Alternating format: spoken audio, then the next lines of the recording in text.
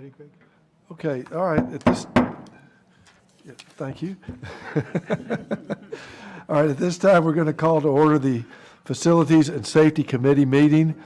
Let the record reflect that this meeting was posted as required by the Texas Open Meetings Records Act. At this time, the first thing we're going to do is we have public comments for agendas, topics. Do we have any? There were no sign-ups for agenda topics. No sign-ups for agenda topic. That's good news. Number three is the school safety design team plan. Dr. Villarreal, please. All right, good afternoon, committee members. Good afternoon, Dr. Noyola, and audience members. So back in July, we started on a journey to develop a school safety plan that would bring forward recommendations to enhance safety and security in our school district. To do so, we assembled a design team consisting of a wide array of district stakeholders. On our team, we had school district administrators, teachers, counselors, parents, community members, and law enforcement experts. From that team, we created subcommittees representing each of the components you see before you. We have infrastructure, mental health, communication, and crisis management. Each member was tasked to research best practices and bring forward recommendations for our district to enhance school safety here in HCISD. This afternoon, you will hear recommendations from two of the subcommittees, infrastructure and mental health. Next month, we will present the recommendations from the communication and crisis management subcommittees. Periodically, we will call the teams back together to review initiatives and discuss and research advancements in school safety and security and see how that would fit into HCISD. Before moving on with our recommendations, I would like to recognize each member of our school safety design team or our district safety committee. So if you could please stand and be recognized, all the hard work that you put into this, we truly appreciate it. So we can give them a round of applause, please.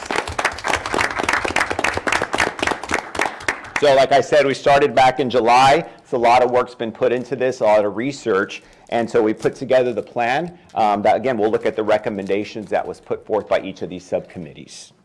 So I'm going to go and start off and start looking at the area of infrastructure. Again, we had a wide array of representation that was on this subcommittee. The first thing that we looked at was school fencing, and we kind of realized that we needed to conduct a comprehensive study to determine the feasibility of enclosing the entire perimeter of every campus. We currently have 3 campuses here at HCISD that are enclosed, and that's Harlingen High School South, and Harlingen Collegiate High. And so we're going to determine the feasibility of doing that to every campus. And so again, enclosing the entire campus except that front office area to allow access to the school by visitors. Along the same lines, inspecting school fencing and installing exit gates in all school fencing and replace any fencing shorter than 6 feet. Again, it's all about adding layers of protection to our campuses. And by installing exit gates in certain areas of campuses, if a student needs to exit out, evacuate a school, to do so, we want them to be able to do it and not have to run to the front of the school or something like that. Instead, they would be able to exit out through a playground area or somewhere if they needed to go to safety, and then that safety necessarily wouldn't be there in the school. And so we just want to provide that option for our students. And also replace any fencing shorter than 6 feet. And we have it in just a few of our campuses where that may exist. But again, we do have our locked doors, so we do have those added layer of protection, but it would be wise to go ahead and look at that and see if any fences exist like that and replacing them along the way. Thirdly, we're looking at reinforcing our school windows. And so we want to be able to retrofit all windows in front of campuses and facing streets to reinforce glass. So the newest technology is from 3M, and it's a film that you place on top of a window, and so no one can enter through that window. You can try to hit it, you can try to shoot it, it would shatter, but you are not able to penetrate that window. And so any window that's facing a street, we want to be able to reinforce the school windows with that newest technology. Yes, sir. Is that something that you put over the existing window? Correct. We're not replacing the entire window? Correct, yes. You get it professionally installed, but yes. Mm-hmm. Wow. Is it bulletproof? It'll shatter, but you can't break through it. Okay. Mm-hmm. Again, it's about adding that barrier of time. right? That would give enough time for emergency responders. When you say shatter it, just like a windshield? Correct. On a car? Yes. It doesn't just collapse? Correct. Fourthly, we're looking at emergency call boxes, and so these are common in the DFW area, and so we would place them in areas farthest from our campuses, and again, this provides a direct line of communication between that call box and the front office. So if a staff member, if a student sees something suspicious, and it takes maybe a while to get to the front office or to ask for help, they'd be able to pick up that line and have direct communication to the front office and report whatever suspicious activity that they see. Security watchtowers. So you see those, we have at least one here in Harlingen owned by the Harlingen Police Department. And so these are utilized maybe at the mall, large department stores like a Walmart or Target. And so we're looking at getting some and utilize them at our high schools and big district events. And so again, that adds, bird's eye view of what's going on in that particular area. You can man it with personnel, or you can also have security cameras that are part of that security watchtower. Again, utilizing those at big district events, football games, and again at our high schools as well to monitor our large campuses. The other thing we looked at were early childhood classroom kits. And so currently we have ordered something called Go Kits, and those provide basic first aid items, whistles, box that teachers can put any rosters. And so those are going to be utilized by teachers in the case that we have to go into lockdown or we have to evacuate. A teacher can take that with them. The problem we run into sometimes is our little ones, right? And so if you're unfortunately in a lockdown situation and the little one has to use a restroom, it allows that. It comes with, there's a bucket, you can have a curtain that you place around it, and so the student could use a restroom if necessary if they're in a lockdown for a long period, extended time. And so we just, again, want to be able to provide that for our students. We also want to explore the building of guard shacks at campuses with large enrollment and traffic. We recently installed one at Harlingen High School on the north side of the school, and so that has worked out well. And so we wanted to explore the option of doing that at some of our larger campuses with large enrollment and traffic, again, adding another layer of security to our campuses. And then also looking at armed officer signage. So if you recall, over the summer, we went ahead and we put signage that was communicating to our community as well as visitors that we had constant surveillance, camera surveillance of our campuses. And so again, this particular signage would advertise that we do have armed officers on our campuses, which we do at this moment. So we just want to strategically place those signs all over our campuses as well. Again, communicating to people in our community as well as any visitors that we do have that armed security presence on our campuses. At this time, I'm going to turn it over to Ms. Gamboa, and we're going to look at mental health, and then at the end, we can open it up for any questions or discussions that we may have. Thank you, Dr. Villarreal. Good afternoon, everyone. Yes, we did have our subcommittee, mental health, and so we were really excited to have great representation. We had Tropical Texas.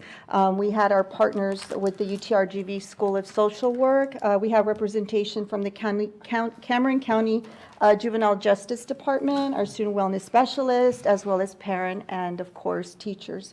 So we were tasked with looking at goals for looking at mental health. And so we wanted to make sure that before we began, we studied best practices, and that also included research. As we looked at mental health from a preventative lens, again, wanting to make sure that we build in those preventative measures and provide as many layers of resources and support as necessary for our students as well as our staff. And so some of the things we were looking at were, again, through that lens of how can we address mental health and wellness through that preventative lens for that safety and security. So one of the programs we looked at was Parent Protect. Parent Protect is a program that provides parents with the tools to monitor the social media as well as internet and YouTube. So that way they're able to monitor their child's usage of the social media, all of the platforms. So it actually provides tutorials for parents on how to monitor their students' use as well as how to navigate the settings in order to make sure that what their students are or what their children are exposed to is appropriate. So it's a really great resource for our parents. We also looked at a program called Watchdogs, and DOGS stands for Dads of Great Students. And so this is a program that provides that positive male role model in our schools, as well as that added layer of protection. It really communicates to our parents that we like that collaboration for them to come in as far as our dads, and providing that positive male role model figure, particularly when we're looking at the younger grades, the early grades, and how impactful it is for our students. So we were looking at that as well. Research shows that students are more apt to speak to their student peers whenever they have anything with regards to the challenges that they may be facing or struggling.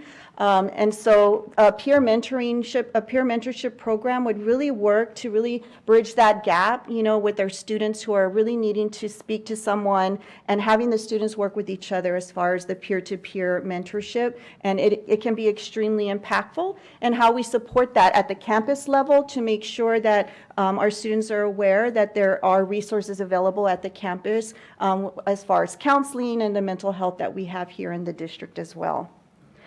We also looked at our social workers in the district and how we want to restructure the role of our social workers district-wide. And this actually goes hand in hand with our next item that we're looking at, which is the UTRGV School of Social Work Partnership. So with this partnership through UTRGV School of Social Work, our social workers would be able to supervise the social work students for their practicum hours. And this would allow those students to come over to HCISD and provide even more resources to our campuses as well as our students. And they would be able to help our students look for those resources, and can also help with the counseling piece as well. So it really grows that what we already have with our resources, and makes that an even larger impact. For our secondary students, we did have magnets made for them that had all of the hotline information. It is very important that they have that readily available. So we actually created magnets for their refrigerators so that the parents would be able to see those hotline numbers that were very important for our students if they are struggling with any mental health issues. That would be readily available. So we thought for our staff, we wanted to do the same. So for our staff, we're looking at the resources that HCISD provides. We do provide telehealth counseling services for our staff, as well as other resources in the community. So we felt if our staff had that readily available in their homes, on their refrigerator, we would be able to really help them with that awareness piece, to let them know that we do have resources available for our staff with regards to mental health and wellness as well. And also looking at our staff, some of the campuses have actually started this. So we have some wellness rooms for our staff at some of the campuses. Some of them are called Zen Zone. Some of them are like a calming space, because we do see that as our staff really feels that if they're stressed or they need a moment, or they need to do some mindfulness activities to really help them navigate through their day or their week, we want to be able to provide that space for them and that support for them. And some of the campuses that have our wellness rooms, actually the counselors involved with bringing in some teacher teams and working with the teachers on those mindfulness activities. So we've seen the impact that has, and we'd really love to have that throughout our campuses in the district as well. Another thing that we noticed that our staff is really, they're really receptive to any professional development that includes team building. So whenever we see our staff do that team building with each other, it really has a very positive effect on their outlook, and they leave inspired. So when we were looking at that as what can we do for our staff for their wellness, that's a really big piece there. So we were looking at incorporating PD days to strengthen our educators' social emotional skills and help them to manage their stress and connect with each other as a team. So that can be very powerful. If you feel that connectivity with your campus and your team members, that can really help with inspiring you and reminding you why you're here, and that you have that team available at your campus to support each other. And so as we move forward, we also looked at a big piece of the mental health, the preventative, is awareness and advocacy. So as was mentioned many times, HCISD does a lot for our students with regards to mental health, and we really want to get the word out there, what we have, what our offerings are for our students as we continue to even build on those layers and continue more layers of support. But we want to get the word out there to our community, to our staff, to our students, and to our parents so that they are utilizing those resources. So as we look at that awareness piece, we're looking at a mental health awareness, education awareness newsletters that we want to get that word out and really educating and promoting that awareness and advocacy for mental health for our students, our staff, our parents, and the community. And so we feel that there's so much for our students, and there's always more we can do, and we're always looking at that, but we want to make sure that they understand those resources are available to them. Another thing that we were looking at as a recommendation is health and relaxation techniques. And again, this is research-based with regards to some of the relaxation tips and programs available at some districts. Specifically, one of them is yoga and how that really helps promote that mindfulness in our students and I think our staff as well. So when we're looking at one campus that utilizes yoga as part of the athletics program, or another campus that utilizes JROTC mindfulness activities and how that really positively affects the students, we really want to see how we can really put that out at the campuses. And again, that promoting that awareness through the PE classes, through the athletics classes, and if the teachers have those tools and resources, they can learn to utilize that in the classrooms as well. So those are the things we looked at with regard to mental health. We had a phenomenal team and really excited to be able to connect with our community and continue that collaboration with our team members as we move forward. And so now we'll open it up to any questions or discussion that we'd like to have at this time. Just a quick question, Sylvia, I'm wondering what resources or that, I'm sure there was a lot of them that you use to help inform your recommendation. I mean, they're excellent, by the way, and I love the holistic approach here you take. And I ask because I know end of last year, the Surgeon General came out with an advisory that was pretty lengthy. I think it was called Protecting Youth Mental Health. And I'm wondering if that was used and what other resources you used in sort of helping inform your recommendations with regards to this important topic.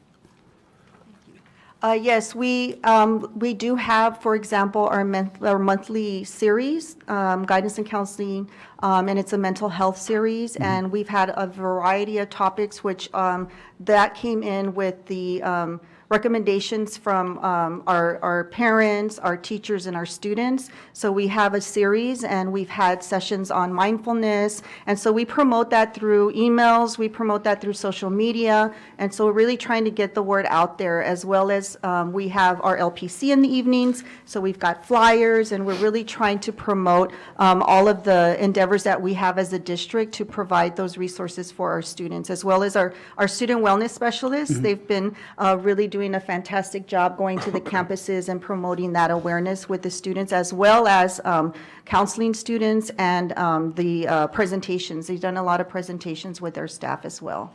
And I think I'd like to add to that too, referring to what you were speaking to about protecting youth mental health and trying to make it comfortable for our students and our families to speak about those issues, because that's one thing that you see that's common in research, is that's the first step in making it comfortable for our families and our students to be able to have those conversations. And so the team that participated in the mental health subcommittee, looked at various research articles that Ms. Gamboa provided, and also spent time during their meetings researching best practices. And so, it helped having representatives from UTRGV there as well to be able to assist in that. And I ask, and I don't know, Dr. Noel, if you've seen it come to your discussions yet at Holdsworth, but I know that it's beginning to inform the work at Holdsworth with regards to professional development, that specifically that document from the Surgeon General's advisory with regards to that. So just kind of something to, as another reference to all the ones that you've already mentioned and used. But no, great work. Thank you. I have a question. Dr. Villarreal said something right now about that I was thinking, and that's kind of getting the community buy-in. You know, a lot of these initiatives, great suggestions that you have for us. A lot of them are going to require a lot of that community buy-in. How successful are they monthly, you said, the community events that we host here? Have they been, how successful, and is there a way that we can expand those to kind of get, you know, more, not just parent buy-in, but community buy-in Yes, into and the we, whole movement? yes, we've been looking at trying to do that. We wish there was more people coming, and we have it also as a hybrid. So we did where they can come in person, they can also join via Zoom. So we have had participation, and the people who come have amazing feedback. And so we've been we have one coming up on Thursday, and this one is with regards to internet safety, as internet safety guide for parents and guardians. And so we had our family and community engagement department helping us make those phone calls to the parents. We've been sending a lot of word out to our staff because we think it's also very important for our staff to see that presentation. And it's an amazing presentation. So we're always looking for ways to really get that out there as much as possible. So we're open to any suggestions to get the word out, because they have been extremely beneficial for those who have attended. Well, that was my follow-up question, to see what involvement FACE had. So we're utilizing them, and Yes, so our parent educators are either calling or going out to the homes of some of the parents to encourage them to come to those sessions. One thing, we called a committee together late last year because we started it last year and the attendance was low. And we got some parents and asked, why do you think that is? And it was a stigma, right? I'm going to be there, right? And people are going to think that I have a mental issue or my child has a mental issue. So that's why we added that Zoom component to it. So it was hybrid. And then secondly, it's changing the language on the title of some of these presentations, right? Don't call it depression. Don't call it suicide awareness, because that's what people are going to think I'm struggling with or my family's struggling with if I attend those sessions. So we've seen an uptick in attendance, but of course, we would love to see a lot more people. And so, but we're not giving up. All right, I just had, go ahead. I just had a comment and then a couple questions. So first, I just want to thank the committee that worked on this. So lots of great suggestions. I think there's lots of great ideas here, and so I just want to thank you for your time and contributing to the committee. And then I just had a question. Maybe this is one off that we can have, Sylvia, just about the social worker piece. You know, what that looks like right now as far as how they're servicing the district. And the other, and this may come off, I apologize if it comes off sounding not correct. I might not use the right language, right? But I think one piece that when I think about mental health is, and Joseph, you kind of mentioned it with the stigma, right? But that's connecting, right, the mental health with an actual situation that might occur, right? And so I think, and I didn't know if this was anything that you all looked at, right? If there was anything with regards to how do I identify or speak about certain things or address certain things, because I think that's part of it too. Sometimes it's, you don't know what you don't know, or you don't, some people are going to participate in this because they want for wellness, right? For wellness sake. But I think those who may be really struggling and who may be individuals that we might want to address before it becomes a bigger problem. I guess that's kind of something I was wondering about, if that was maybe, if there was any recommendations geared towards that, or any discussion with regard to that. And then the last piece is, I know it sounds like y'all are implementing some of these already, like how y'all are thinking about or identifying which of these items or recommendations that you're already starting with. Or with regards to the, how are we getting that information out, like that awareness? And the peer piece also is something that when we look at that and how students are more apt to talk to students, and how do we educate our students in our community, what to do in those situations where you were saying like a student either is struggling, and how do we approach those students and make sure that we're giving them the correct resources and availability. And I think that stigma is also something that we talked a lot about. And how do we work through that piece with that awareness? Because we need to talk about it in order for us to get better and to realize we're not alone. A lot of the feedback we get is whenever anyone's in a situation where they are open and able to speak and they realize they're not alone, that really brings a lot of solace to them. So we have talked about a lot of ways to how do we read the pulse of the students, how are we able to get that out there to our students, to be able to help them utilize a lot of these resources that are there. And that was one big piece as far as the awareness. Some of the, we did look at these as recommendations. So if my language was like, we're already doing this, I was just excited, but these are our recommendations for the board, definitely. No, I think From that's the- good. Yeah, from the team. I mean, there's some pieces that we do that's already kind of out there, and we saw the impact it had, like, for example, the Zen rooms, the calming rooms, right, for the staff. That's already happening on a very small scale. And so when we looked at how does that impact those campuses, we realized that's something that we probably want to have everywhere. You know, if there's a campus that's utilizing yoga, for example, in athletics, how did that impact them? How did the mindfulness activities impact JROTC for a campus? And how can we really, that really tells us that it works. And so we want, our recommendations is to really push that out campus-wide, you know, throughout the district. And if I could add one other thing. So I was having a conversation with Ms. Rose Gomez from JJP, who sits on this committee, and she says, I was surprised at how much the district already does, right? But now it's a matter of getting it out there, marketing it, communicating it to our family and to our community about all that we do. And so this is just that next step and putting it all together in a plan so that we can do that and just continue to educate our community about what we have to offer for our students and our families.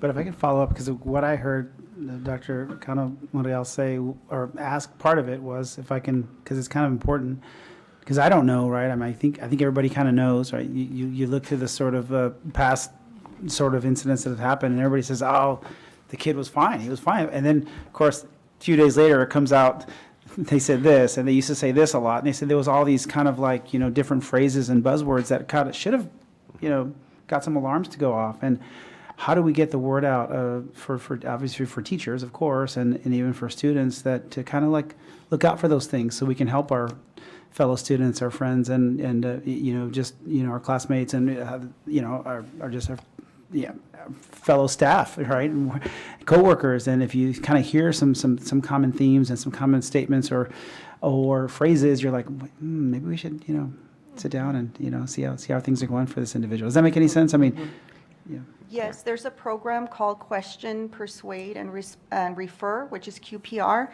and we were actually having that conversation this morning with our Garrett facilitators, because they were also mentioning, you know, kids come to them, you know, and they build that relationship and that rapport, and, you know, how do we know what are those words that we have to look out for? What are those statements that we have to look out for? And QPR is designed to help educators identify those statements and talk to the students. There's actually a back and forth with regards to how they can speak to the students. And at the end of the day, the goal is to refer them to a counselor. They're not here to counsel the student, but they need to look for those comments and understand where they may lead, because sometimes the students can be very vague. But our counselors know how to read through that. So that might be something that we can look at for our staff. And so there's online training for QPR, and it's a really great program that provides those tools for our educators. It's great timing for that question. So we are implementing our Hope Squad program. That was through, you know, we were awarded the grant through the Valley Baptist Legacy Foundation, which we're excited about, which is going to train our students, you know, to look for those signs in other students. These are leaders, formal and informal leaders on the campuses, and it's going to be at all of our middle schools and high schools. And we're actually training our campus advisors on Tuesday in that program. And so they get trained, and then they turn it around to all the faculty members on the campus to say, this is what we do, and this is what we look for along with our students, right? And so it goes back to a student feeling more comfortable opening up to a fellow peer than an adult. And so how does a student refer that student that maybe made an outcry to a proper adult to be able to address that situation? Thank you. And they get the QPR training as well. Awesome. Man. So, wonderful presentation. I've got some questions, then I'll make a comment. I'll actually make a recommendation, if that's okay. There's a lot of programs here we're talking about. Are these all going to be launched? Are they going to be presented and then we're going to pick what we want and then launch, figure out what works, what doesn't work, go through a beta testing, then say, okay, this works, and then we're going to launch it scale it to all the schools? Or are we doing something else? No, I mean, we're a tradition of a responsible rollout here in HCISD. And so there are some programs that, we want to try out and see, do a sampling and see what the results are, and then determine do we need to go, full scale with that. But there's also an implementation timeline, right? We don't want to inundate the system as well, right? We have to be responsible about how we implement some of these initiatives. So there is an implementation timeline. That's another part of this safety plan that we'll be also sharing with you as well, about what that could look like and how we roll this out. And then regarding the QPR, that question, I mean, that's the magic question, right? How do we identify people? Have you thought about putting heart rate monitors on kids? I'm joking. I'm joking. So my got to make people laugh. We get too stuffy in here sometimes. My recommendation is Chick-fil-A. Hey, people show up for Chick-fil-A. Have free Chick-fil-A at these events and partner up with Chick-fil-A and see if they'll come out there and show up. So that's it. Absolutely. Thank you. Thank you, guys. You're doing a great job. Thank you very much, Ms. Gamboa. Joseph, great presentation, excellent. Terrific recommendations. Compliments to your group, for devoting your time and efforts in this community to help us work on this committee. These are such an important thing we're doing, and the community is looking out to us to lead in this matter, and y'all are doing a great job. Thank you for all the in-depth study that y'all been doing. Thank you very much. Thank you. Thank you. Just don't put those bathroom kits in an executive session, please. The next item on the agenda is an update of the ESSER funding projects. Oscar Tapia.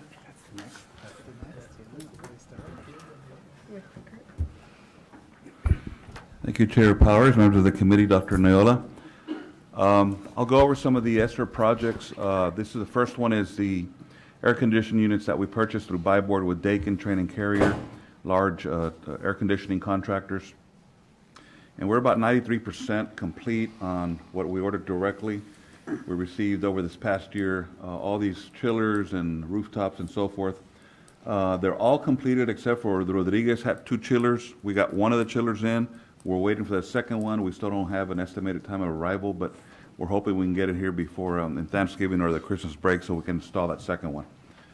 So we're pretty close to finalizing that section of the project. And that's just some pictures of the chiller that was installed. It's an air-cooled chiller at Rodriguez, and the one on the right is the one that's pending. Some of the rooftops that we put at Crockett, brand new. They're about 5-ton units. Some are 10 tons. On the second part of the AC chillers that we also went directly to the Buy Board were some chillers and rooftops. The one for Harlingen High School Orchestra building, 2 large rooftops came in and they've been installed as of a week or 2 ago. They're operational now. But all the other ones, you see the dates there, they've all been delayed and we don't have new dates, but we're thinking another 2-3 months, but we just haven't got confirmed ETAs. But again, as soon as they come in, we'll install those. And that's the large unit that we installed at the orchestra hall at the Harlingen High. We had a temporary chiller on wheels for many months, supplying that while we waited for these units. The ones that we're bidding out through project engineers that required engineering work, this one was a Sigma Group, did new digital controls at Coakley, new units at Long and at Wilson, 2.2 million. This was awarded at the last board meeting. We already got the contract signed, we issued a notice to proceed. So they're getting the submittals to the engineers, approving them so they can order them. And again, we'll wait, hopefully in the next meeting or so, I can tell you what the estimated time of arrival for those units will be. The other package is with DBR Engineering, about 2.4 million. This was also awarded at the last board meeting. And we'll just have to wait to see when the units came in, but we just awarded this project. Under the TRE projects, the first one I want to talk about was the STEM Academy. This item I brought forth back a few meetings ago. We talked about the original purchase date in 2017 and the engineering study that we did initially when we bought it. And it did find that the north building, which is the administration and classroom wing, had some structural problems with the roof, the walls, and the foundation. And the center core, which is the eating area, the dining hall, had some walls and roof issues. And the southeast corner had some roof and wall issues as well. And the engineer at that time approximated about 5 years that we really had to do some serious work to two of the sections, and one section just said that really should be replaced.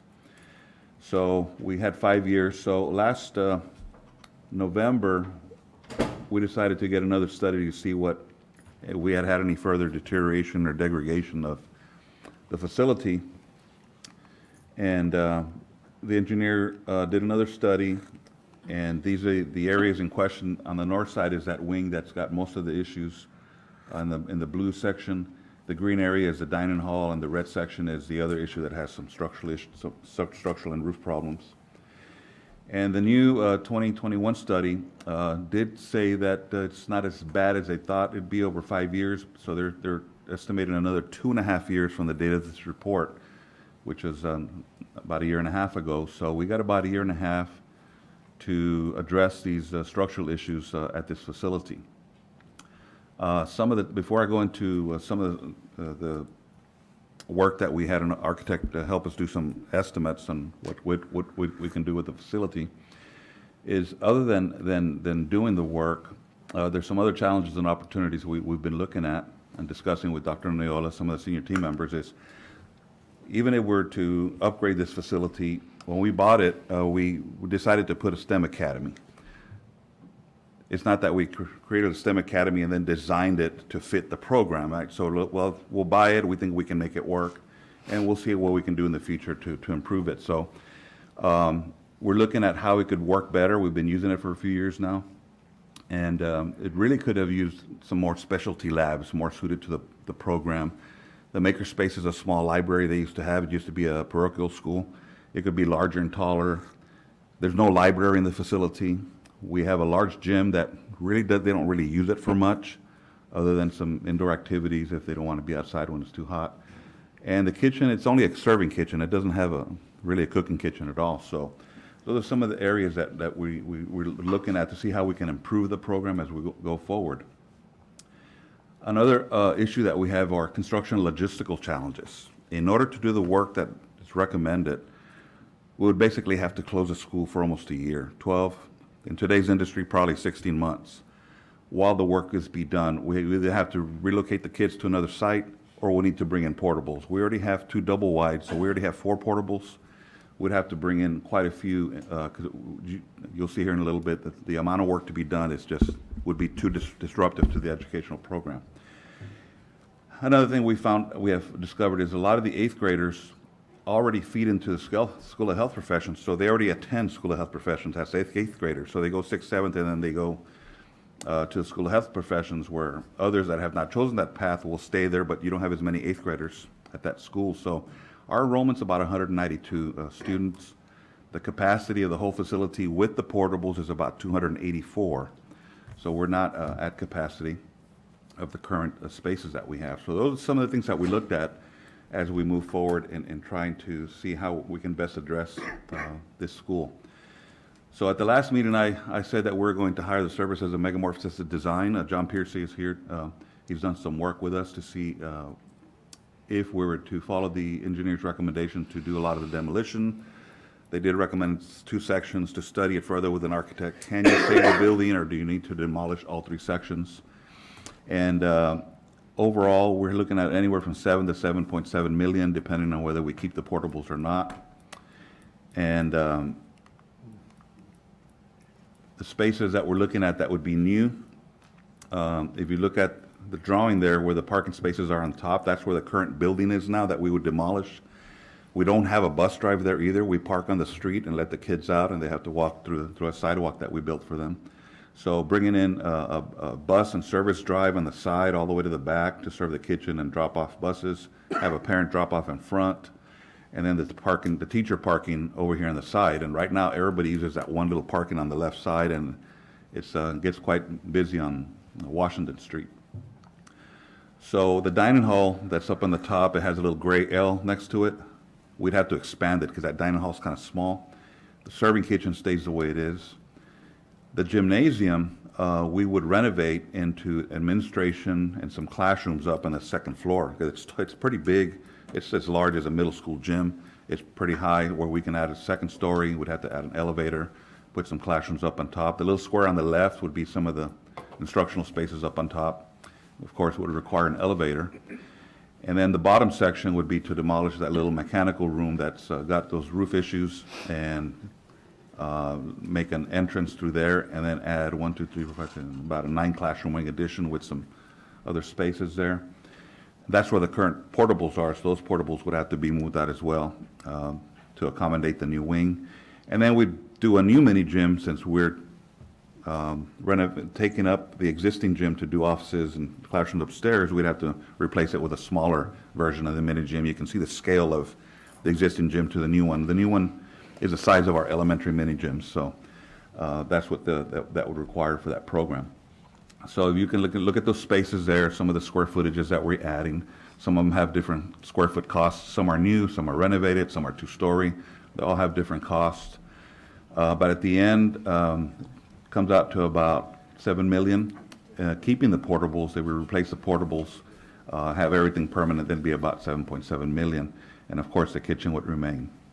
So that's the study that Mr. Piercy did for us. If we want to go this direction and stay here, if there's any questions, we can call them up. But so based on this study, we're looking at other alternatives. Okay, what if we don't do this work? What if, can this program work better somewhere else? Are there other facilities we can use to retrofit or build new or add on to? And that's something that we're going to look into with Mr. Piercy as well. We have a couple ideas, and we'll bring that back at the next facility committee meeting to see what we all think works best for this program. And at this time, I can turn it over to Dr. Noyola, if you want to add anything. So what I'll add is, you know, as we always do, every obstacle is an opportunity, right? And it's an opportunity for us to look at how do we continue to enhance the programming for our students at this campus. And so while, yes, we have to do some changes and so forth, it's also a chance for us to look at how do we continue to grow this program and find greater opportunities for our students out of this. And so we have our team that is looking at what are some possibilities around this. And so we'll go through all of that and certainly bring it back to the board to look at some of those considerations and get some feedback on what might be the best direction as we move forward. Yeah, if I could, Oscar, so, yeah, I agree. I think the board is interested to hear kind of what the process that you just outlined, you and Dr. Noyola, in terms of, you know, not only this option, but other existing facility options, and inclusive, of course, building a new one. Yeah, and the rationale there is, at the end of the day, it's kind of like what you were talking about. At the end of the day, our goal here is to maximize our opportunities for students, and if you look at it from a programmatic standpoint, what's the best outcome here for this program, and that's going to fit in and align with what we're doing in the rest of the district, right? Correct. Both from the, you know, the sort of the upstream and downstream, because this is not just a, you know, students don't start and finish there in the district. It's just kind of one of the options. And so we have to look how it feeds into the programs upstream and downstream, and what's the best use of space. Is it other existing space? Is it brand new? It's whatever. And then what are the pros and cons of doing each of these, of course, with dollar signs and everything else.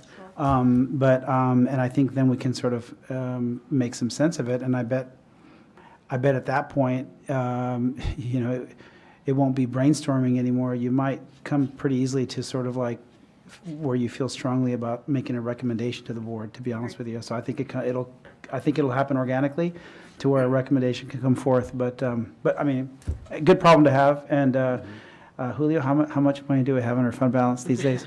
We have about $50 million, more or less. Did you say 50? 50. American dollars? Yeah. Some of it's reserved, so Yeah. we can't use it all. Sorry, thank you. And we're not in April, so it's not April Fool's.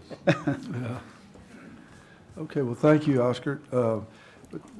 That's really enlightening. I mean, that building was built back in the 50s, and it was added on to a few times in the 60s. So we're looking at, you know, I know I can look at these prices that John has, and you've got old roofs, you've got old structures, you've got old electrical, old plumbing, you got old. And so this may be one of those I'm looking forward to seeing the alternatives that y'all come up with, because I'm not going to be surprised if it's more feasible to provide the proper environment for our students that we want for this type of a program to go with something newer. So anyway, we look forward to hearing from you. Thank you very much. Thank you, Mr. Powers.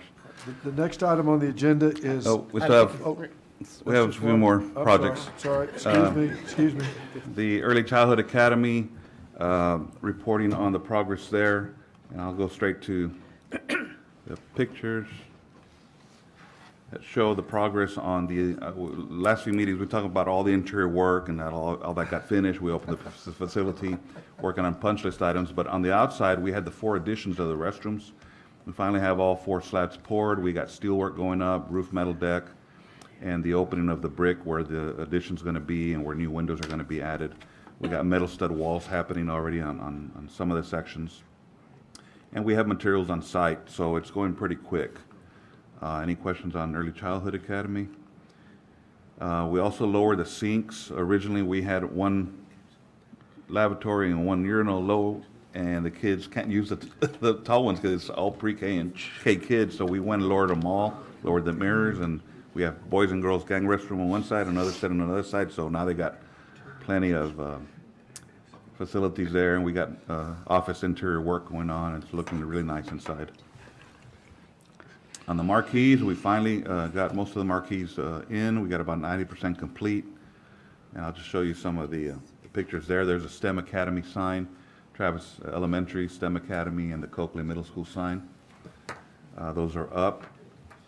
Treasure Hills, Jefferson Elementary, and Crockett, those are the colors of the schools and the logos and the names. Those are up. Wilson and Dishman. And then we have Dr. Rodriguez and Ben Milam signs, and the 2 ground signs at Sam Houston Elementary and Long. A lot of the graphics, some are working, they're still trying to set them up. Some had a few electrical problems. We're doing training with the techs at the schools to learn how to use the system. So we're almost there. We're about 90%. We're doing some punch lists, and in the next week or 2, we should have them all up and running with the graphics. Fire alarms, this was for Safeguard at Austin Lamar SAC. They've already completed the SAC project, and they're doing demolition work of the old system at SAC. Once they finish, they'll move on to Austin Elementary. So we got pretty fast on the materials there for those fire alarm systems. The other one is the intercom at Milam. That one, they've ordered equipment. It's been delivered to our receiving office. And so they'll start installing a lot of the wires and components as more materials come in. So we'll have a new intercom system at Milam. Parking lot upgrades. Last time I reported the Wilson big parking lot in front and the back were completed. The administration annex, that concrete next to that old kitchen delivery area was really, really bad shape. We've poured it in 100% new. So it's nice and clean, and that's where the garbage trucks come in, so now it can support the weight. And Stewart Place in Austin, we had the asphalt areas redone. The rocks were real loose. There was already a lot of loose aggregate and showing, and kids were slipping, so we got them new surfaces to make it more safe playing environment. We had one little change order at the marquee for SAC. We actually relocated the old Coakley sign to SAC, so now we're doing the new graphic panels on both sides, and that one's going to be $3,200. We had $35,000 contingency, so we'll still be left with about $31,700. And that's the end of my presentation. If there are no questions, we can move on to the next item. Okay. Any questions? All right, let's move on to item number 5, TRE funded projects. Thank you, Mr. Powers, Dr. Neola. Committee members. Agenda item 6 is the construction funds report as of October 31st, 2022. In column 2, you see the total budget for year 1 through 6 of the TRE projects. about $74.3 million. Column 3, year 7, the budget, $10 million. Column 4, year 8, another $10 million. And in column 5, we spent year 1 through 7. Column 6 shows the year spent 8 and what we have committed so far. And in column 7 is the total spending committed of about $87.8 million. So if you look at what we have budgeted so far for the first 8 years, about $94.6 million, and we have spent about 87.8, so it leaves us a balance of about $6.5 million, for the remainder of this year. So for the first, 8 years, it's about almost $95 million of appropriations through the TRE budget. I'd be glad to answer any questions that committee members might have. No questions? Any other business? This meeting is adjourned. Thank you, Mr. Powers. Thank you.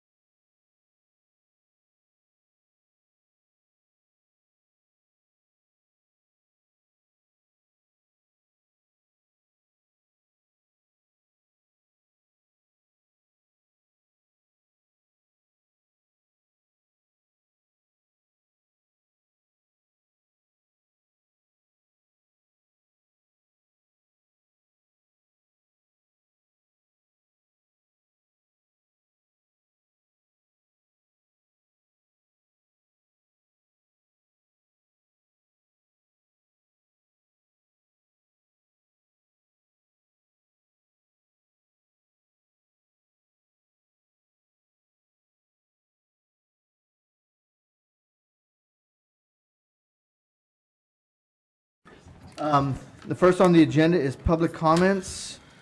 Denise, is there any public comments? Anybody sign up for it? Mr. Vice President, there are no requests for public comments for agenda topics. Okay, if there's none, thank you. If there's none, next is the school safety design team plan. Oh, it's not, I have the wrong one. There you go. Oh, sorry.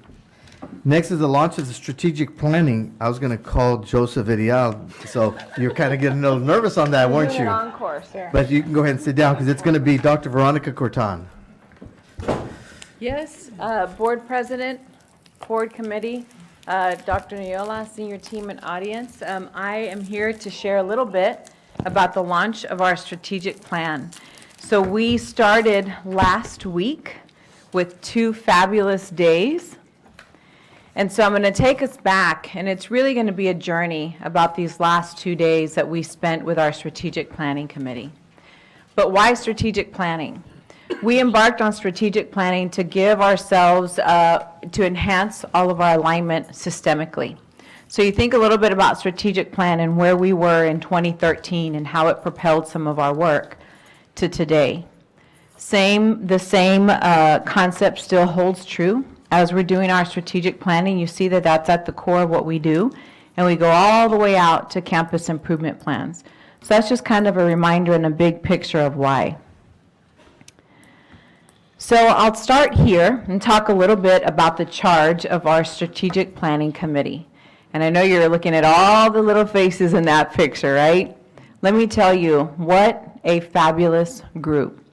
We have about 43 members that make up our Strategic Planning Committee. They're leading the charge, and they actually represent a cross-section of our entire community. So you have roles such as people from the community, you have parents, and several roles from internal district people as well.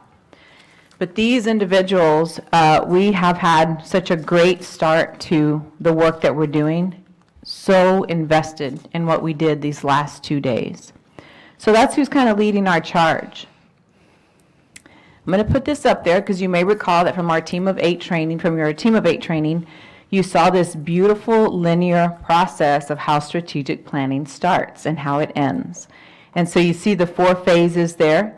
If you're looking at vision for learning, on the left-hand side, you have engage and design, which are the 2 phases that we'll speak about today. And then in a future meeting, we'll talk more about create and lead. And so while you're looking at that visual there, you see it in this beautiful linear model. Here is the real journey of strategic planning. So when we start with big picture. And when we launched our strategic planning last Wednesday, Dr. Neola came in, and we did things a little bit differently than our last launch. But she came in, and she allowed people to really think big. And when you start there, that kind of sets the stage. What she started with is a message of be bold, be brave, and really think big for every single student in our district. Then the second thing that we did is we heard from a student panel. And those students came in and talked to us a little bit about their experience and gave us things to think about as we were going to design our strategic plan. But the first day, the majority of our first day, we really sat in that big picture, that big, I'm going to call it a ball of yarn. And you think about divergent thinking, that's where it started. And part of the reason that we looked like that on the first day is because I am super, super excited to be able to tell you that we had over 4,000 stakeholders come forward and share their voice with us about strategic planning. In working with our engaged partners, I don't think they've ever had that level of participation in the community.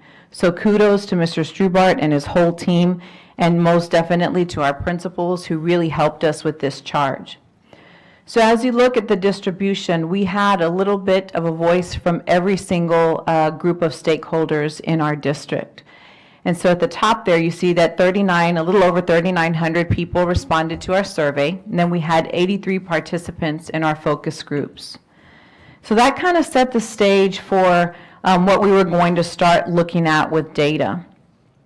We shared all of the results with our strategic planning committee and said, here's what the community is looking for, here are their thoughts.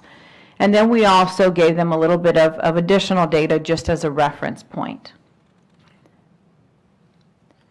So then in those 2 days, we jumped into phase 2, which was the design.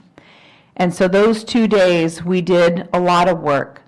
But I want to point out that through our data analysis, we also went through several activities where we pointed out the critical opportunities for our district. What can we do from here forward?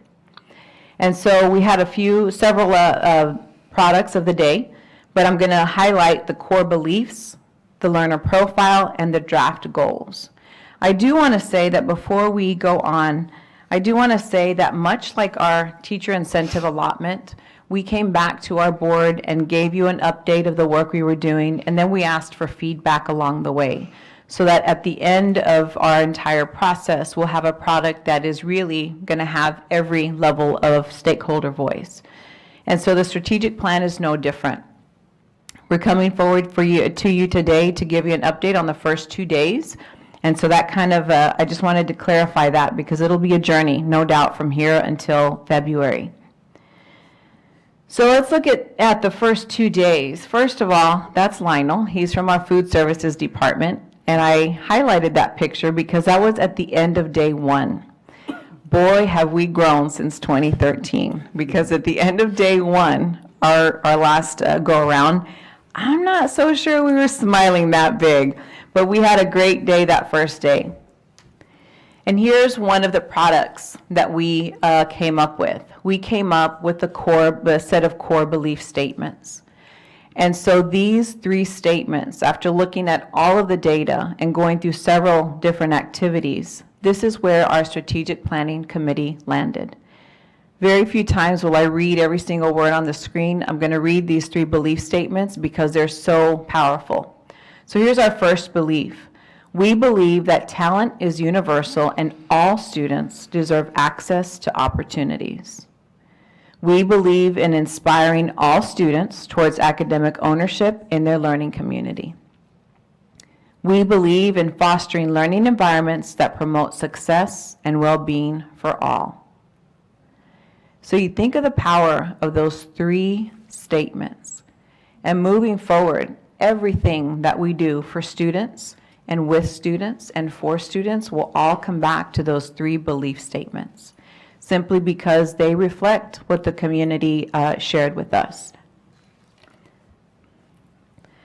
So then it was not enough to just say, this is what we believe in. The next part of our work is to look at what does a learner profile look like? And we've spoken at different times about a graduate profile, and we'll eventually get there.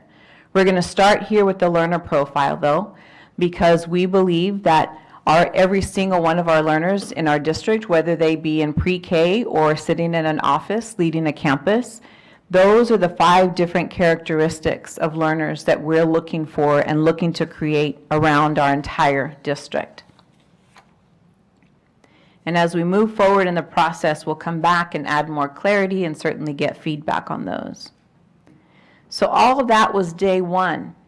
Then we jumped into day 2, where we looked at the draft of our goal statements.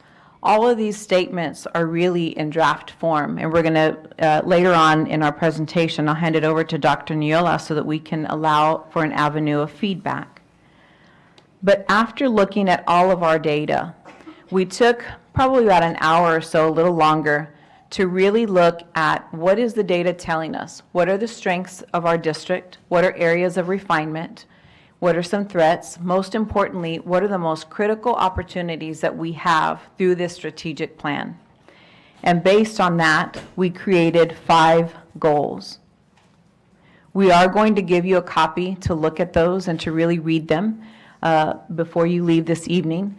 But those are the 5 goals. So as you look at those goals, first of all, we want to optimize student learning and achievement through family engagement. So that was our first goal. Secondly, it spoke to an inclusive network of partnerships. You think about student opportunities and you think about the gap between talent and opportunities. That's what Goal 2 focused on. Goal 3 was design of the student experiences. We've heard a lot about individualized, innovative, and inclusive learning, and so that's what Goal 3 spoke to. Goal 4, we wanted to certainly not forget our leadership definition, very important in our district, so you see a little flavor of the commitment to excellence and a heart for people. And then Goal 5, it really talks about telling the story of HCISD and what that could possibly look like. Those are the draft goal statements that our strategic planning committee came up with. And so when we started, I talked a little bit about that beautiful linear model, right, of how we just start with the first phase and end up with this beautiful product. So if you look at where we are now, I told you that days 1 and 2 were all about big picture, that big ball of yarn, and that's really the space that we occupied. The next part of our journey in strategic planning is to come and to look at refined iterations. So our next time that we see our strategic planning committee will be November 30th, where we will, yes, come back to revisit our goals, but secondly, go back and identify specific result statements, which will guide the work that we'll have to meet each and every one of those goals. And so at this time, I'm going to hand it over to Dr. Neola so that she can walk us through the next steps with feedback from our board. Thank you, Dr. Corton. So, you know, it was a long 2 days, and the very onset of those 2 days was to really get down to what are the core beliefs that we hold true in HCISD. What is it that collectively as a community we believe is the purpose of why we are here as a school district? And so Dr. Corton identified 3 core beliefs, and you'll see them on that last page, or I'm sorry, the third to last page. And so those 3 core beliefs about believing that talent is universal and that all students deserve access to opportunities, the belief that in inspiring all students towards academic ownership in their learning community, and the belief that we are fostering learning environments that promote success and well-being for all. So that was where we started. That is foundational. That is what will be foundational to how we operate as a school district. We finished the day identifying some goals. And so you see the 5 draft goals underneath. And so I'm going to ask you all to go through an exercise, and I don't need this today. This is an exercise that between now and next Tuesday I'd like you to go through. But what I'd like you to do is I want you to look at those goals. You saw what the belief statements are, and then you see goals. When you read each goal, I want you to read it as it's written, and is there a theme that you see in that goal individually? So for example, goal 1, we will optimize student learning and achievement through family engagement. Just as you read this goal, what do you think that goal is speaking about? 1 or 2 word kind of thing. When you read goal 2, as you read it, what is it telling you is the focus of that goal? Same thing with 3, 4, and 5. Then I want you to look at the core beliefs and the goal statements, and I want you to think about, do those themes that you identified reflect our core beliefs? Do you find the core beliefs within those 5 goals? Because whatever work we're doing is still about staying true to what we believe our school district is about.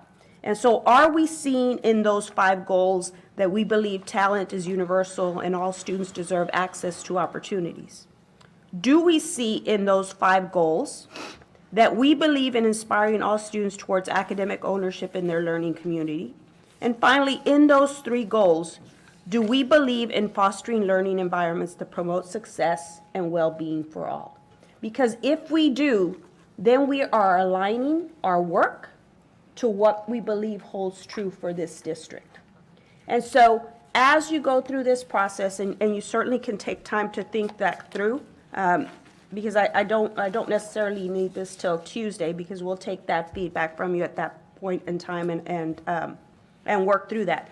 But the last sheet that you have in that little packet is our current vision, mission, and goals.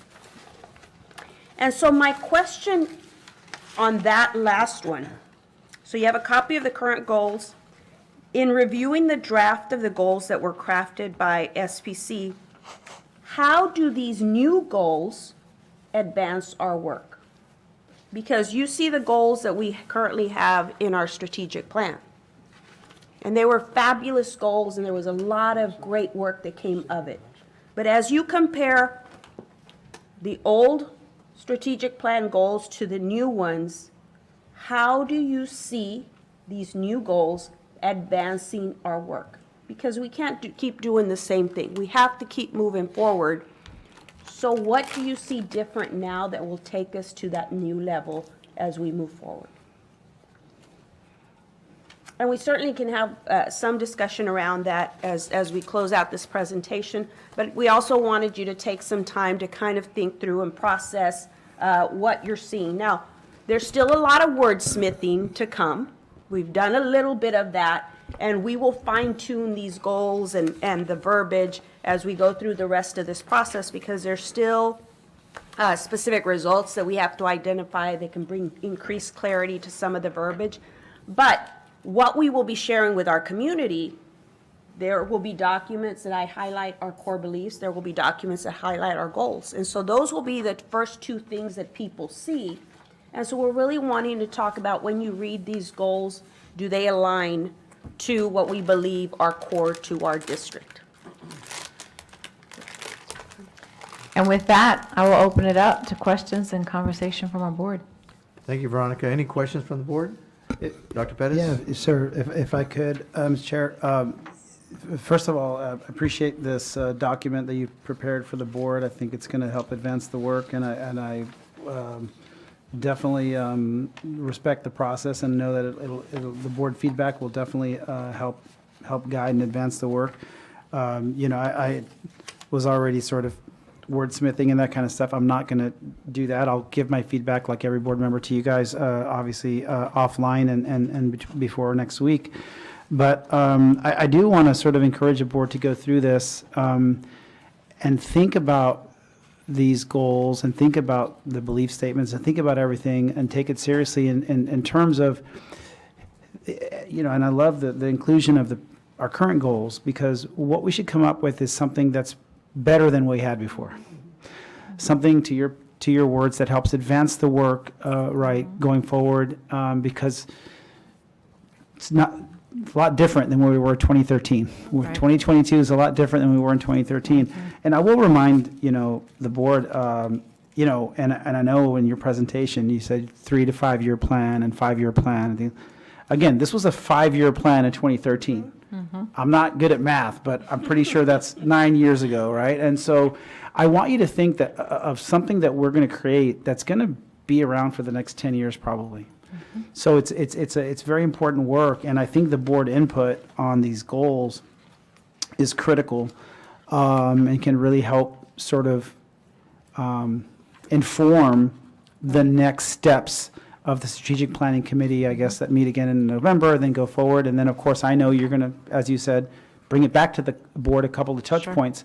But I do feel like going through this document is really important, and giving feedback to Dr. Cortan certainly and Dr. Noyola is very important. And so, although I know Dr. Muniz and myself and Dr. Reininger were there, I think having the entire board really think thoughtfully about these goals and critically, and say, and of course, in any way, shape, or form they can help with wordsmithing would be greatly appreciated.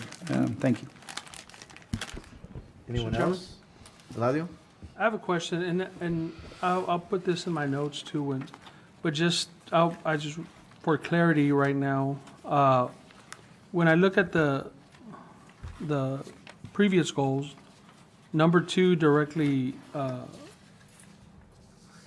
talks to the recruitment and retention of teachers, educators. Yes, sir. I'm not seeing anything like that in these new goals. Is that something that I'm missing, or is that something that we're going to address? Well, and I'll, if I could, Sure. sort of take that question in the sense that he's right on the mark, and that was one of my sort of feedback. It's goal 4, just so you know, Right. Eladio, it's goal 4 that's supposed to be the human capital goal. And you're right. I think Goal 4 needs a lot of work because at the end of the day, we're trying to attract, develop, and retain our best human capital. Right. Right. And yet, I don't know that you can, if you read Goal 4, I don't know that that comes through. Right, and I think- thought it might be goal 4, but I just was looking for something more Sure. intentional And that- on the recruiting and the retention part. And of that's teachers. exactly why the question Right. That's was, right. what theme are you reading there? Because if you're not seeing the theme and when you're reading it, then Right. that means that we need to become more clear for our folks. But excellent And not- excellent yes. observation, yeah. And not, and we still have to stay true to the intent and the spirit of the goal. But Dr. Bettis and I had that conversation towards the end of the second day, and we were looking at the goals. So I'm curious to see your feedback because I assume that it'll be very much aligned to where we ended up.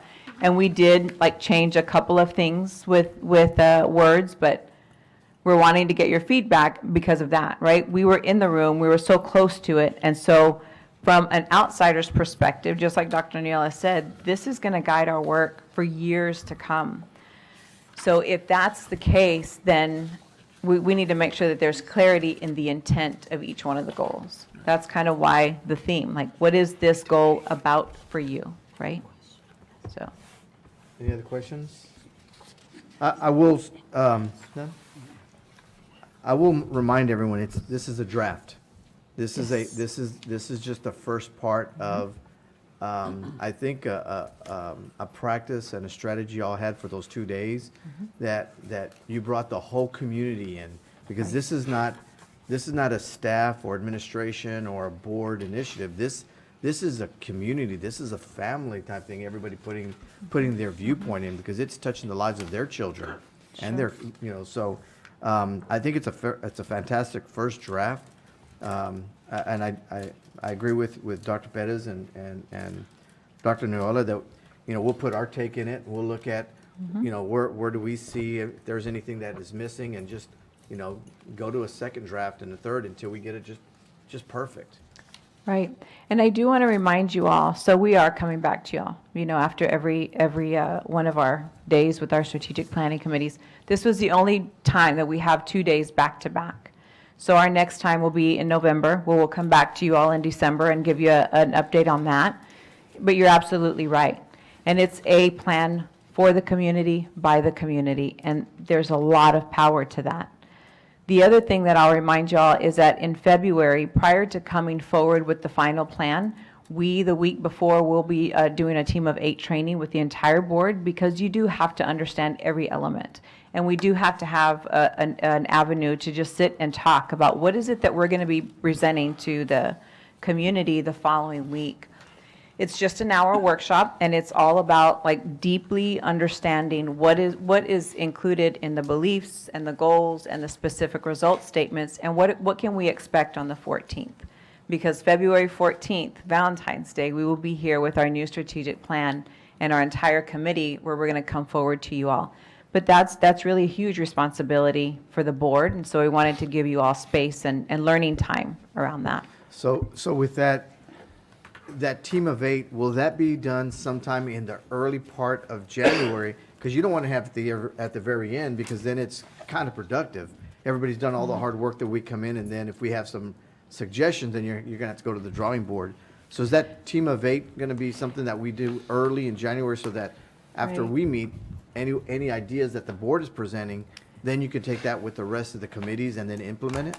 It's actually the week before, and by the time we get there, we would have already enveloped a few opportunities for you all to do something kind of like this. And some of the feedback will be much like this, and others will be with Dr. Neola or a Zoom or things of that nature. But it's really about, we have to give you space to understand the plan. And so when we come to the to the team of 8 training in February, by that point, we would have already answered questions, clarified things along the way, and really given you enough space to provide feedback, ask questions, and certainly, give us your feedback on those things. Well, but if it's if a team of 8 is that week of the week before, then, correct me if I'm wrong, it's all said and done. It's just a matter of formalities that now we're just Right. getting educated on it. So the part of providing input and is probably over because the next week it's coming before the board for approval. So And wouldn't I- it be Yeah. where, I Am I getting think that by, sequence wrong? yeah, well, I think that because we're doing, instead of waiting till that day and now let's get that feedback over the next, what are we? Few November, months. December, Uh-huh. January, over the next 3 months, during these 3 months is where we're gonna continuously be bringing it back for you and say, what's that feedback that you all providing? We go tweak, bring another product, feedback, tweak. Right. So that by the time we get to that meeting, pretty much everything has been tweaked by you all along the way. so the team as of opposed to 8 doing it meeting at the will end. be more of now this is the layout, this is the Yes, rollout, this is what exactly. we're gonna be Correct. doing. Okay, that makes sense. And giving y'all a space, right? I mean, whether that's individually or as a group like this, like that's our commitment to our board, is that this is a plan that you have to own along with everybody else, right? And so it's about finding time to give you the space to give us feedback and ask And questions. could you maybe please, for the board's sake, clarify, at what point will the board hear, for example, specific results? Yeah, I can speak about that. So next time we come back in December, I will bring the refined goals with the wordsmithing, but the refined goals and the specific result statements, because we create those on November 30th. The following week, we come to the board with those specific result statements. And that's essentially the meat of the plan. That is, like, when we come in February, that is what we're going to be sharing with our community. So we did that early, back to your point. We're doing that at the end, that last week in November, so that we have a chance to really think about, like, what is a priority? What should we consider when we're setting year one priorities? But the meat of the work was done those first 2 days, and then November 30th. From that point on, it's identifying what is it going to look like for year one, for year two, and year all the way to 8, 9, or 10, right? And if I could just, this might reassure you quite a bit, provide a little sort of maybe some reflection or some context, for example, of those 2 days. So, it's interesting how first thing there's a lot of brilliant people in the room. And the first things that they want to do, they have all these great ideas, right? And just like we have all these great ideas, but a lot of it was sort of the how and the what, the specific kind of deals, because they want to, and so some of these first iteration of these goals were very like, okay, so this is just about creating an individualized, learning plan for a student. Like, that's we need big picture thoughts, like big picture, and that's kind of where we're at now. Refining, and the board will have its way in, and we're really refining these big picture goals, right? Which is kind of what we're going through right now. It's interesting because at the end of these 2 days, sort of it was the last couple hours, it's like, okay, let's get a first draft of some of your specific results. Oh my God, it was like, Yes. it was like so easy for them, and I'm, and I'm gonna, it's pretty impressive. We walked around and saw, and I was like, oh my God, it's incredible because it's real easy at that point, the how-to, that kind of stuff. And so you'll see when you, I think, see some of these, and you'll know right away with your background, you'll be like, oh my God, it's missing this, it's missing that, and you'll have because the how-to is a lot easier. Like, okay, it's missing this population, it's missing that, it's missing that, it's missing, does that make sense? It's missing some, gosh, what are these, what about Right. these remote learning environments? What about the remote learners? What about, and you'll see if it's missing, then you can put it in there.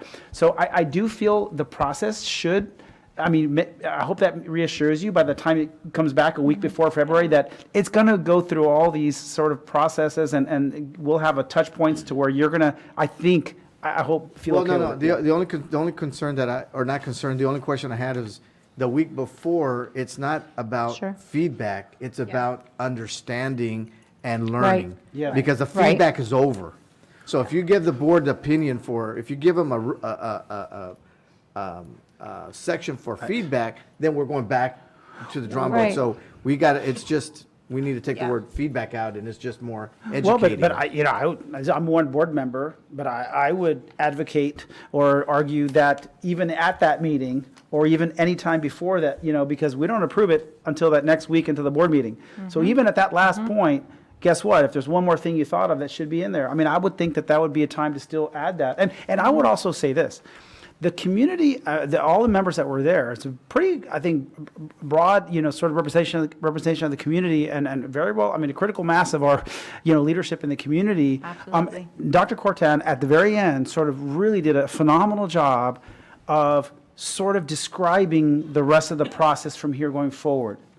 And I'm going to tell you that everybody in that room understood that even this, because there was already on these, the results up there, the goals, there was already sticking question mark this, and they were already trying to wordsmith it at that point. So they know that what they see back in November 30th, it's going to be a lot different because of our input and the senior team's input, because of student, I'm sure you're going to get student feedback, community, parent feedback, all this kind of stuff. They know that, and they're like, this is awesome. Okay, so we know that it's a work in progress. They're comfortable with that. So it's not like they're saying, oh, I don't want board changing this. No. They respect that they're an important, very important part of the process. Maybe the catalyst for this, the plan. But they know that it's a process, right? And so I think we're going to be okay. Yeah. And I do did get a too. couple of calls that were two people that were in the strategic planning. They were super impressed.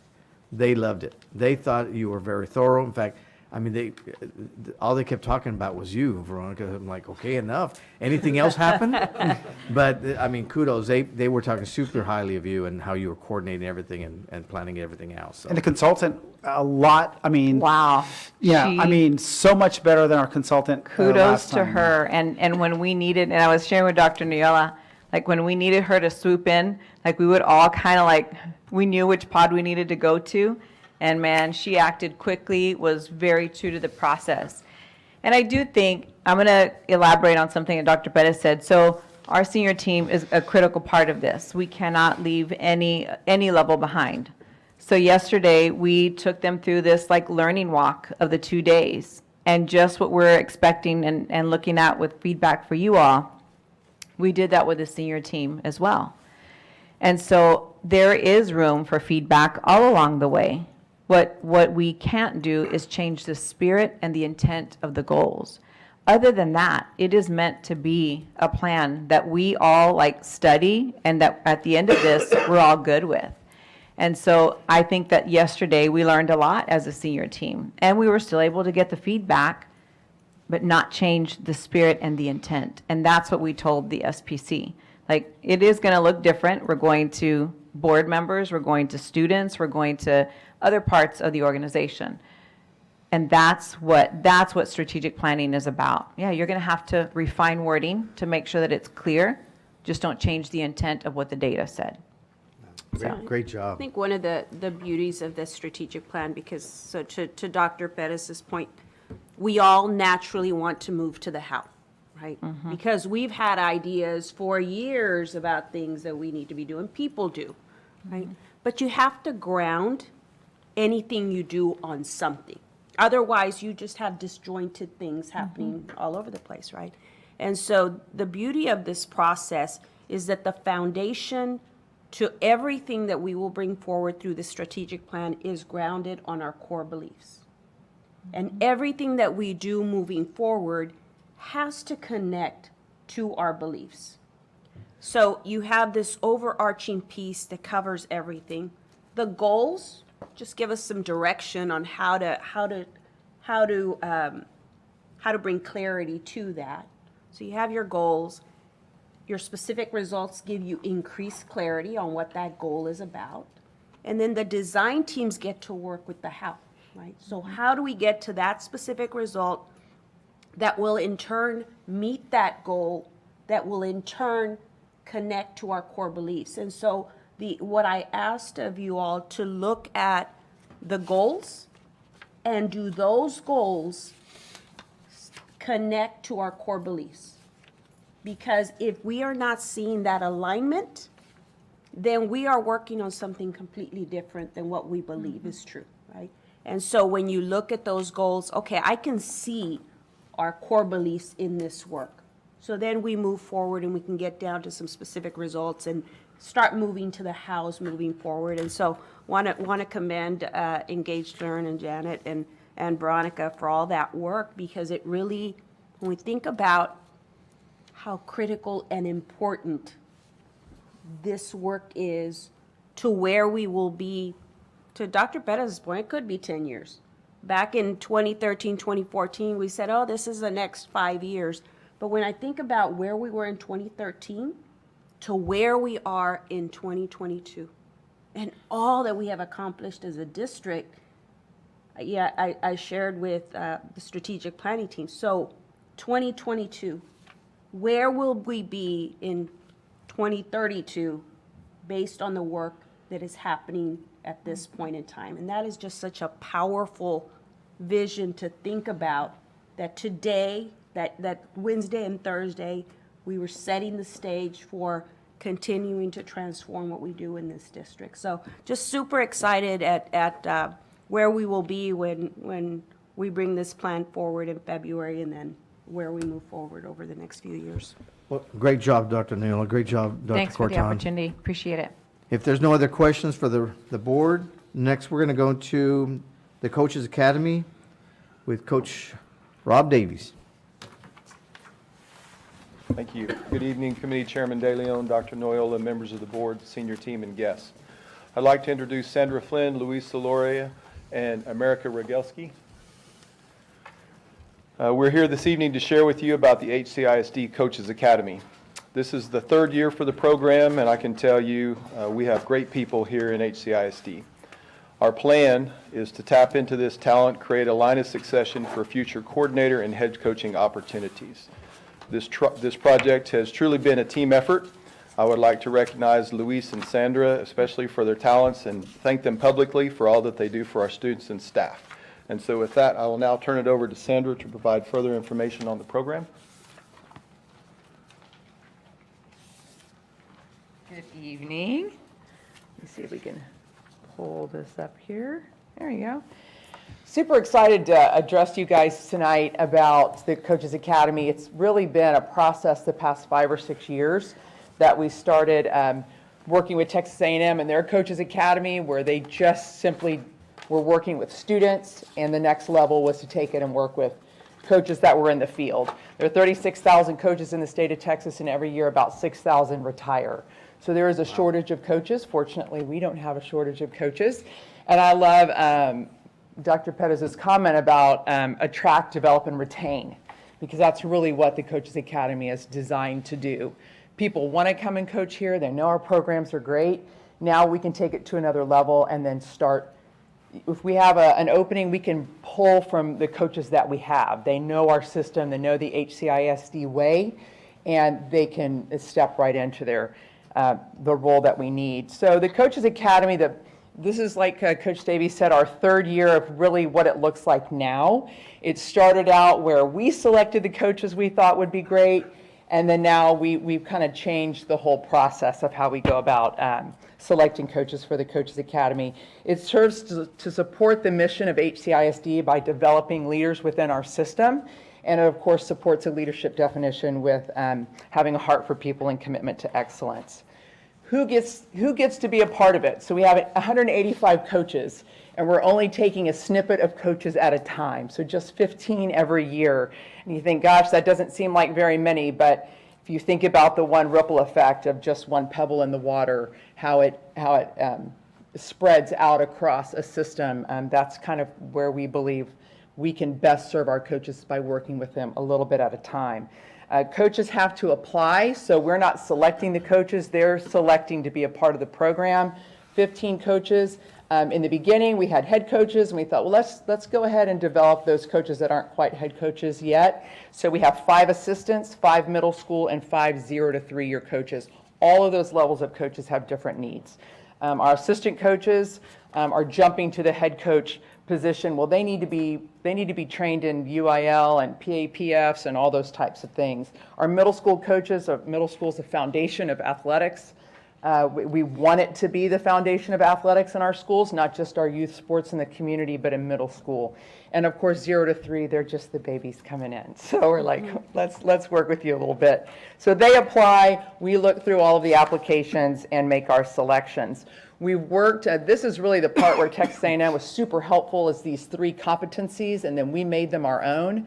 And Coach Davies and Coach Solorio and I each take one of these competencies and work with the coaches throughout the year. Efficient administration and organization, developing the coach, and ensuring program integrity.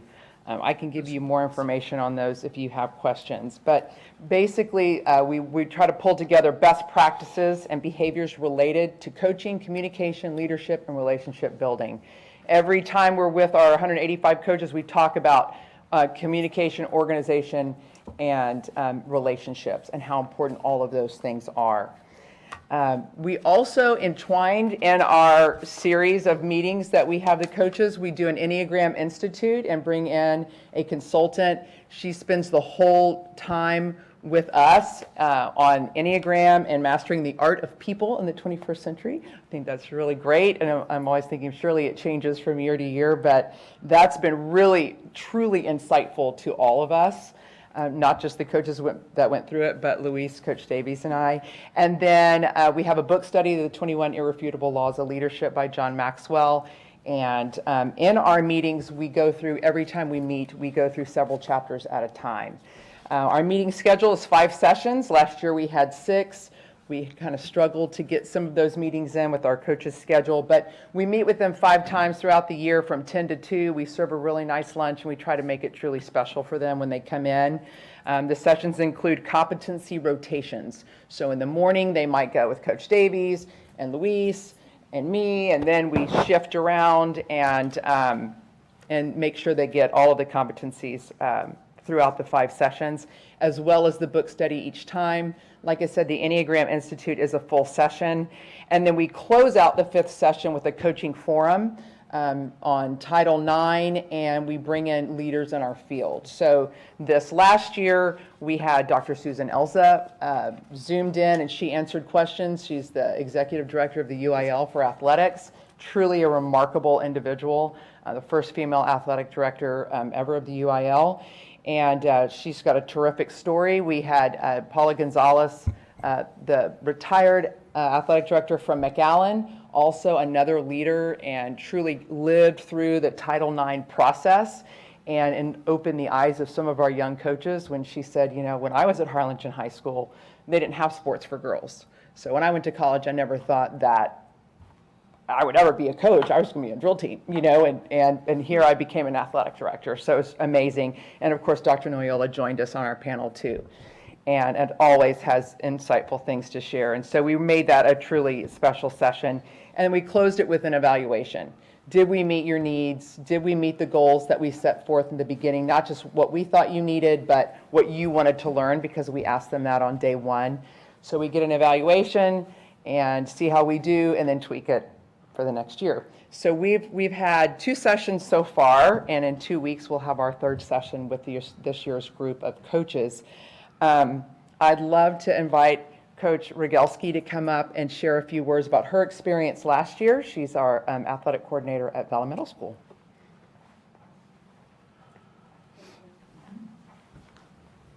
Hello, good evening. My name is America Rogalski. I was able to attend Coaches Academy year 2, and it really did allow us to self-evaluate and self-reflect on what type of leader we are. It has taught me to work well with colleagues who are strong where I am weak. I understand that leadership does not develop in a day, it takes a lifetime. And the tools that were given to us by Coach Davies, Coach Solorio, and Coach Flynn have really allowed us to self-reflect and become better leaders. And I look forward to hearing from the coaches that are attending the sessions this year. Thank you. And so now we'll open it up for questions or conversation. Any questions from any of the board? I have one question. So we've had 2, I guess, groups, so that's a total of 30 coaches that have gone through this already? The first group we had there was 4 in it, Oh, okay. and then the second group last year was 15, and then this year is 15. So we've had 19 coaches. Do we still have all those 19 coaches at HEISD? 2 have left the district. They took all those skills and left. So one of the things, and I'm sure you have heard it whenever we're talking about training our people, is, you know, what if we train our people and they leave? And the What if we response don't is, and what they- if we train them and they? or What if don't we train don't them and they stay? And they stay. And so, You know, we've made great strides this year. When you look at some of the vacancies that we've had, we tapped into our middle school coaches, and we have a district championship at Harlingen South in girls cross country, who was a middle school coach a year ago and has done a fantastic job. The boys cross country coach has been a very successful coach at Gutierrez. He is now the boys cross country coach. The soccer coach, boys soccer coach at Harlingen High came from our middle schools. And so, you know, really in the best world, I think we're growing our own. And a lot of our teachers and coaches are actually graduates of one of the high schools here in Harlingen, and then they go and then they come back and they bring their talents, and we sharpen them up a little bit, and then they just continue soldiering on. And so I think this program is really, really good. It's something that it actually started with a conversation with Mrs. Corton, Dr. Corton. We were doing this to kind of grow our principals, our pipeline for principals, and she had asked, have you ever considered? And I went back and told Sandra and Luis, and they said, we've been dying to grow what we've already been doing through Texas A&M. And so this is kind of always changing and growing. The evaluation process that Sandra talked about has been huge, because we want it to be what our coaches actually feel like they need. And, you know, every year seems like the group gets a little more comfortable because they know what to expect. Right. And I didn't mean that in a negative connotation. I mean, we've had succession plans in other areas, and it's good to see that we're training our coaches to get those opportunities to grow. Just a question and an observation. I mean, I know you intentionally left out head coaches, it seems like, unless some of those middle school coaches are head coaches. I don't know. But I guess to a large extent, you've left out a lot of the head coaches. My only question there is there a way somehow to involve some of those head coaches with bits and pieces of it, whether they come in and speak or something for a moment, just have touch points? And the reason I say it is this, right? At the end of the day, right, the most important thing, I hope, that they're learning is not how to teach, you know, their sport to the student or the players, right? The biggest thing is, you know, how to lead leaders, right? That's the biggest sort of skills gap that people have. It's not teaching someone how to do a skill or teaching someone how to do this or how to do that, or content, right? Teaching content. That's pretty easy for most people. What's difficult, and what a lot of people can't do, right? They get letters behind their name, whether it's PhD or MDs, I deal with those a lot, suddenly believe, okay, I'm a leader now. Like, no, right? Leading leaders is vastly different, and leading an organization is vastly different, and it's hard for people. And so I just think that if we don't have touch points with some of the head coaches where they come in, sometimes they may forget that. And for them to be a part of seeing other leaders trying to refine their skill, and then, you know, hopefully at some point making the trajectory and getting to a head coach level, but you know, that's a room full of 15 leaders that you're coaching, that you're teaching. I mean, we just heard one here. I mean, and so I don't know. I just feel there's got to be a way, whether they audit part of the class or they come in and have touch points and speak at certain of these sessions or whatever. They should feel that professional development and learning the craft is very important. And I think they'll have much more respect. Even when they go back to their shop, they'll have much more respect for their assistant coaches and for their people, and understand, like, hey, I'm mentoring here. I'm supposed to be leading leaders, and you know, there's something more to what they're doing than just coaching the players. Does that make any sense? Yes, and I'm glad that you brought this up. I'm going to peel back the curtain Sure. a little bit. So we do a lot of different things with our coaches, and so the Coaches Academy is a piece. We've talked about, should we bring Izzy Gonzalez, should we bring Manny to that? So far, we haven't yet brought them specifically to the Coaches Academy, because those coaches are with them on the campus. To your point about the head coaches not necessarily being a part of the Coaches Academy this year, what we created is a touch point. And so before the season starts, for every head coach of every program, we have an organizational meeting. And we go through a whole list of things, and we basically set the stage for them, kids, parents, coach, to have a great year. Then, over the course of the year, we have touch points where we may call them in. Maybe there's something that there's a buzz about that program or a buzz going on and we want to bring them in, or maybe things are going great, we just bring them in, we talk with them. Then at the conclusion of the season, we have an evaluation period.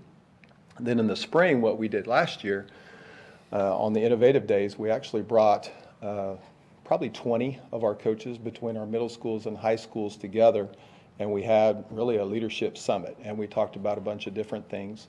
In our coaches in service before we start the school year, my first 2 years, really, it was led by myself, Sandra, and Luis. The past 2 years, we have actually put our coaches up front and before all of our other coaches to share on topics that we actually asked them to speak about. And that has been really, really good. And you can see the growth and development and confidence in those coaches speaking to their peers. We will look at your feedback on how can we include our head coaches specifically into the Leadership Academy. I do want to say last year we had 5 head coaches, and we really wanted to target specifically the next group of head coaches. Because one of the things that I have said openly is when you look at both of our high schools and our programs, across the board, we have really good head coaches. We do. I don't know that we are where we want to be specifically top to bottom with our assistants. And so that was something that we really wanted to target, is growing those people. And then at the middle school level, last year we targeted 5 middle school female coaches, and this year it was a different group. We're always targeting the 0 to 3 because that's a group that we can lose. We also participate in the ROC program through the Texas High School Coaches Association. This past year we had one. They actually participate at the state level, and then this year we're hopeful that we'll have 2 of our coaches be able to go and do that. So. Chairman. A couple of comments. First of all, congratulations on such a great, it sounds like a great program. I remember when Sandra came and talked to me about the Texas A&M program. It's great to see that there are some catalysts, there's some moving parts to make it happen. Big picture. I remember when I was in pharmacy school, man, every professor taught differently. So many different styles, so many different methods. You figure it out. There's one method. Another method is, hey, we're going to teach it to you. We're going to nurture you. Totally different method. You can tell clearly, and it's the problem in higher education, I think, Dr. Pettis. I mean, there's not a book on how to teach. And that's the problem also with coaching. There's no book on how to coach. So bringing everybody together and saying, hey, this is how we create relationships. This is what we do to really get in our students, our kids' brains and being able to foster trust. That's awesome. I mean, this is just a fantastic program because, when I remember when I was a student and we had different coaches. They were totally different. Some that loved me, some that hated me. And they'll tell you they hated me. No, I'm just playing. That's supposed to be a joke. But this program it's great that it finally got some wheels, it's got some legs. Thank you for being an amazing leader and saying, hey, this is something we need. It just helps our kids. I mean, it's a win-win for everybody. Definitely we're creating better leaders because I think we already have leaders, but also it's going to, bottom line, affect our kids, and that's what's so important. Our kids, to be able to just nurture them and make them feel like amazing kids. Thank you, America, for what you've been doing. Thank you, Coach, for doing what you've been doing. I know your feedback is important as well, so appreciate it, Solorio. Thank you. I think Bobby said it best. So, Coach, congratulations on these new initiatives. I mean, it takes leaders to recognize that there's problems and there's things that can be done better. And there's a lot of districts that don't do anything. They just keep the status quo. We're going to do what we've always been doing. And HCISD doesn't do that, and you're a prime example of that not being done. So great job, and keep up the great work. Thank you. And with that, in our travels, Sandra, Luis, and I around the state, one of the things that, we talk about the programs that we have here in a lot of places, you can't implement something like this because the district will not support that. And so from us to you, thank you for supporting this initiative, and it makes a huge difference in our coaches. Thank you. Have a great evening. Great job. Next is the topics for future meetings. Our very own Dr. Alicia Noyola. So obviously, you heard Dr. Corton speak about how some of our next meetings are really going to focus around our strategic plan. And so that new work really is what starts to trigger the topics for transforming teaching and learning. And so really looking forward to some of those topics as we move forward. Some others that we have underway, but the really exciting work that's going to come for this meeting is going to come from our strategic plan. Well, exciting times for the launch of strategic planning and the Coaches Academy and all these new initiatives and all these fantastic things that are going on. And from the top with Dr. Alicia Noyola, and then, you know, the quarterbacks with Dr. Corton and everybody else that is out there. We're in fantastic hands. So with that, we are adjourned. Have a great evening.